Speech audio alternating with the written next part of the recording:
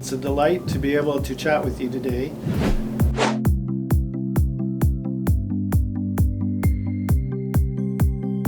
I've been involved with Northwest Baptist Seminary and Acts for over 40 years. And I've served as president of Northwest, dean of Acts, the Associated Canadian Theological Schools, and professor of biblical studies.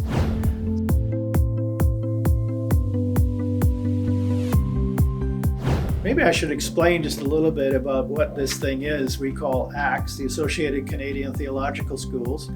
It's a partnership of 4 seminaries who work together in conjunction with the Trinity Western University. But all of our degrees are also accredited by the Association of Theological Schools in North America, which is the primary accrediting body for graduate theological education.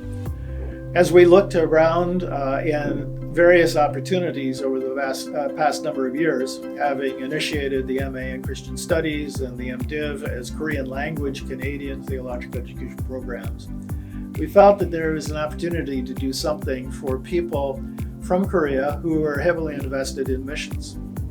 And yet we thought that perhaps there were people involved in this because they feel called by God, but perhaps have not had opportunity to get formal training in what it means to be a cross-cultural Christian leader. And so based upon that evaluation, we developed the MA in cross-cultural Christian leadership.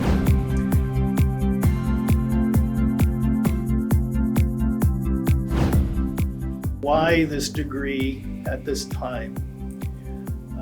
As we observe the Korean culture, we have come to realize that it's not easy for Korean people to move across cultures. It's not easy for any people group to do that. Canadians are no exception.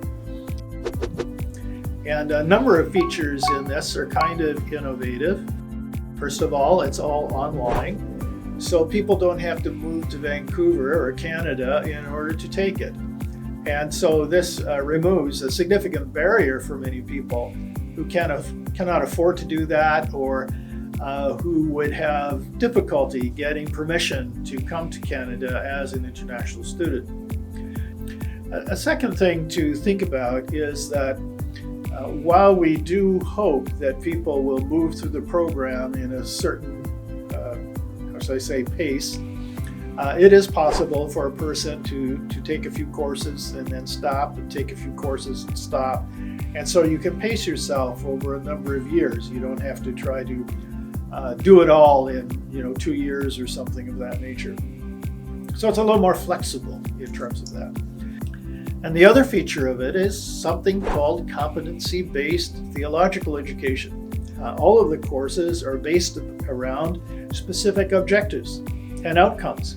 And the whole curriculum is designed to achieve those competencies based upon coursework, mentorship, student interaction, faculty interaction, and in that way equip and prepare people for missionary leadership, perhaps in a better way.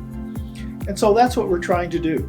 We think it's innovative, but we also think it will fill a very significant role within the context of Korean education, and particularly mission education.